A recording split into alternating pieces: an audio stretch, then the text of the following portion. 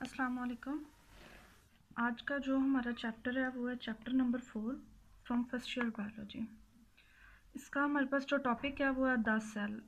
आज का जो टॉपिक है इसमें हमने डिफरेंट कंटेंट्स पढ़ने हैं, जिसमें सबसे पहले हम पढ़ेंगे सेल के बारे में, देन हम डिस्कस करेंगे सेल की डेफिनेशन को, उसके बाद हम डिस्कस करेंगे ऑर्गेनिज्म को, और हमारे पास जो दो टाइप्स ऑफ ऑर्गेनिज्म होती हैं उनको, unicellular organisms and multicellular organisms. जी, सबसे पहले तो हमें ये पता होना चाहिए कि सेल क्या होता है। जितनी भी अल्लाह ताला ने इस दुनिया के ऊपर लिविंग ऑर्गेनिजम्स बनाए हैं या लिविंग थिंग्स बनाई हैं, वो सारी की सारी सेल से मिलकर बनी होती हैं। इसके एग्जांपल हम ऐसे ले सकते हैं, फॉर एग्जांपल एक दीवार है, वो एक एक ईंट से मिलकर बनी हुई है। जब उसमें 500 या 1000 तक ईंटें लगाई जाती हैं, उसके बाद वो एक पूरी दीवार बनती है। ऐसे ही हमारी बॉडी है, अल्लाह ताला ने इसे एक एक सेल से जोड़कर बनाया है, और हर सेल का अपना फंक्शनल यूनिट होता है। अगर हम सेल की डेफिनेशन को देखें तो इसकी डेफिनेशन हमारे पास आती है the functional and structural unit of life. इसका मतलब ये है कि सेल के बगैर हमारी जो लाइफ है वो एग्जिस्ट ही नहीं कर सकती। आपकी स्किन, आपके हेयर्स, आपकी जितने भी इंटरनल ऑर्गन्स हैं, जितने भी एक्सटर्नल ऑर्गन्स हैं, ईच एंड एवरीथिंग सेल से मिलकर बनी हुई है। और सिर्फ ह्यूमन बीइंग की नहीं, इस दुनिया के ऊपर जितनी भी लिविंग थिंग्स हैं वो सारी की सारी सेल से मिलकर बनी हुई हैं। ये हर तरह के लिविंग ऑर्गेनिजम्स में पाई जाती हैं। अब क्वेश्चन ये आता है कि लिविंग ऑर्गेनिजम्स क्या होते हैं। ऑर्गेनिजम्स जितनी भी इस दुनिया के ऊपर लिविंग थिंग्स हैं उन सबको हम ऑर्गेनिज्म बोलते हैं। Organism on the base of cell, cell की बेस पर हमने ऑर्गेनिज्म को 2 टाइप्स में डिवाइड किया है। ऑर्गेनिज्म आपके पास यूनिसेल्यूलर भी हो सकते हैं और मल्टी सेल्यूलर भी हो सकते हैं। यूनिसेल्यूलर ऑर्गेनिज्म, यूनिसेल्यूलर थिंग्स कौन सी हो सकती हैं? फॉर एग्जांपल आपके पास बैक्टीरिया हो सकते हैं। सबसे पहले तो जी, यूनिसेल्यूलर ऑर्गेनिज्म वो ऑर्गेनिज्म होते हैं, वो लिविंग थिंग्स होती हैं जो सिर्फ और सिर्फ एक सेल से मिलकर बनी हो। फॉर एग्जांपल बैक्टीरिया सिर्फ और सिर्फ सिंगल सेल पर इनकी बॉडी कंटेन होती है। उसके बाद हमारे पास आ जाते हैं मल्टीसेल्यूलर ऑर्गेनिजम्स। मल्टीसेल्यूलर ऑर्गेनिज्म या मल्टीसेल्यूलर लिविंग थिंग्स वो लिविंग थिंग्स होती हैं जिनमें जो बहुत सारे सेल से मिलकर बनी होती हैं। For example human being. अब ये तो हमारे पास दो बेसिक टाइप्स आ गई हैं ऑर्गेनिजम्स की, कि हमारे पास जो ऑर्गेनिज्म होते हैं या तो वो यूनिसेल्यूलर हो सकते हैं या वो जी, ऑर्गेनिज्म तो हमने डिवाइड कर लिया on the base of cell, कि हमारे पास ऑर्गेनिज्म यूनिसेल्यूलर भी हो सकते हैं और मल्टी सेल्यूलर भी हो सकते हैं। यूनिसेल्यूलर हमारे पास सिंगल सेल से मिलकर बने हुए ऑर्गेनिजम्स होते हैं, और मल्टी सेल्यूलर वो ऑर्गेनिज्म होते हैं जो एक से ज़्यादा सेल से मिलकर बने होते हैं। क्या एक ही ऑर्गेनिज्म की बॉडी सेम सेल से मिलकर बनी होती है? नहीं, हमारी जितनी भी हमारी बॉडी में जो भी हमारे ऑर्गन्स होते हैं वो एक से ज़्यादा सेल से मिलकर बने होते हैं।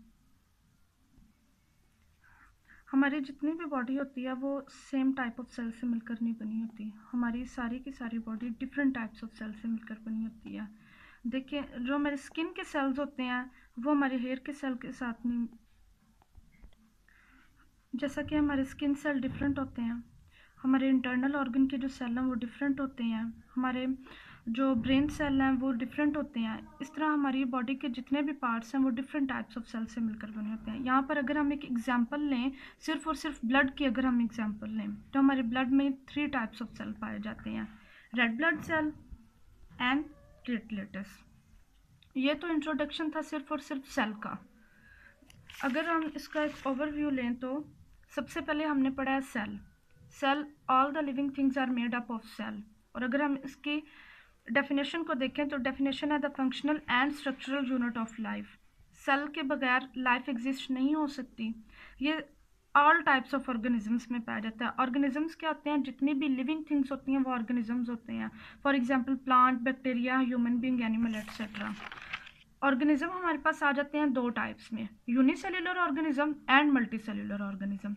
Unicellular organisms are those organisms which contain only on a single cell, for example bacteria, and multicellular organisms are those organisms which contain on many cells. हमारी जितनी भी बॉडी होती है वो सेम सेल से मिलकर नहीं बनी होती। हमारी जो बॉडी होती है वो डिफरेंट टाइप्स ऑफ, अल्लाह ताला ने इस दुनिया के ऊपर जितनी भी जानदार मखलूक बनाई है वो सारी की सारी सेल से मिलकर बनी हुई है। The life can not exist without cell. हर वो चीज़ जिसमें जान है, जिसमें लाइफ है, वो विदाउट सेल एग्जिस्ट नहीं कर सकती। अब अगर इसकी हम एग्जैक्ट डेफिनेशन को देखें तो डेफिनेशन है the functional and structural unit. Functional और स्ट्रक्चरल यूनिट ये कैसे हमारी बॉडी का बना रही है। स्ट्रक्चरल यूनिट को अगर देखा जाए, क्योंकि हमें पता है कि सेल के साथ हमारी बॉडी मिलकर बनी हुई है, तो ये इसका स्ट्रक्चरल यूनिट हो गया, क्योंकि ये हमारा स्ट्रक्चरल बना रहा है इंटरनली भी और एक्सटर्नली भी। उसके बाद अगर हम इसका फंक्शन देखें तो हमारा ईच एंड एवरी जो हमारा सेल है वो अपना अपना फंक्शन परफॉर्म कर रहा है, और अगर चंद एक सेल भी अपना फंक्शन परफॉर्म करना छोड़ दें तो हमारी लाइफ बिल्कुल स्टॉप हो सकती है, क्योंकि जो सेल्स होते हैं वो एक दूसरे के साथ कोऑर्डिनेट करके काम करते हैं, और विदाउट कोऑर्डिनेशन अगर कोई भी काम होगा तो वो सारी की सारी उनकी कोऑर्डिनेशन ख़राब हो जाएगी और हमारी बॉडी का जितना भी सिस्टम होगा वो उसमें डिस्टर्बेंस होगी। इसके बाद अब हम देखते हैं कि सेल थ्योरी क्या है। सेल थ्योरी में हमारे पास 3 फीचर्स हैं। सबसे पहले इसमें आता है कि all living things are made up of cell. ये हम पहले ही एक्सप्लेन कर चुके हैं कि जितनी भी लिविंग थिंग्स होती हैं वो सेल से मिलकर बनी होती हैं। अस्सलाम वालेकुम। आज है हमारे पास chapter 4 from first year biology. Chapter है 10 सेल, और जो टॉपिक है हमारे पास वो है emergence and implications of cell theory.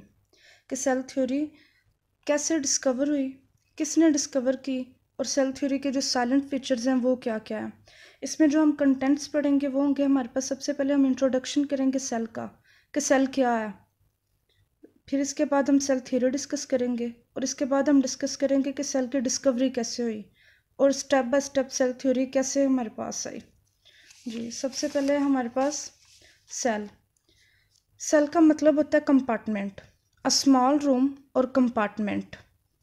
इसकी अगर हम एग्जैक्ट डेफिनेशन देखें तो हमारे पास जो सेल की डेफिनेशन आती है वो होती है the functional and structural unit of life.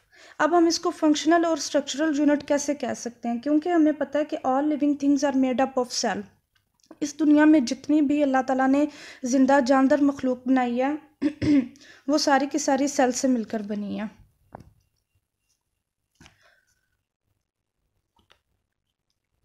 All cells are come from pre-existing cell from the process of cell division. हमारी बॉडी में सेल डिवीजन का प्रोसेस होता है जिसकी वजह से हमारी बॉडी में न्यू सेल प्रोड्यूस होते हैं, और वो जो न्यू सेल प्रोड्यूस होते हैं वो हमारे ऑलरेडी जो प्रेजेंट सेल होते हैं उनसे प्रोड्यूस होते हैं। अब हमारे पास सेल डिस्कवर कैसे हुआ, हमारे पास जो सेल है वो और उसके जो साइलेंट फीचर्स हैं सेल थ्योरी के वो हमारे पास स्टेप बाय स्टेप आए हैं। सबसे पहले हमारे जो साइंटिस्ट हैं रॉबर्ट हुक, उन्होंने 1665 में एक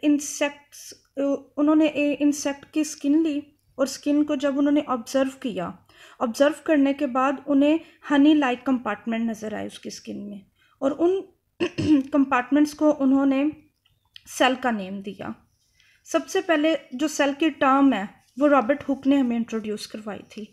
उसके बाद हमारे जो साइंटिस्ट हैं लॉरेंस ऑकेन 1805 में, उन्होंने बोला था कि all living things are made up with cell, कि जितनी भी जिंदा जानदार चीज़ें हैं वो सारी की सारी सेल से मिलकर बनी हुई हैं। इसके बाद 3rd नंबर पे हमारे आ जाते हैं जीन बैप्टिस्ट डी लामार्क। इन्होंने कहा था कि that the living things which exist in life in it cell will must be present in it, कि हर वो चीज़ जो जिंदा है, जो अपने अंदर ज़िंदगी रखती है, उसमें सेल मस्ट प्रेजेंट होगा। अगर उसमें सेल प्रेजेंट नहीं है तो उसके अंदर लाइफ भी नहीं है। इसके बाद आ जाते हैं रॉबर्ट ब्राउन। उन्होंने बोला था कि when he studied on highly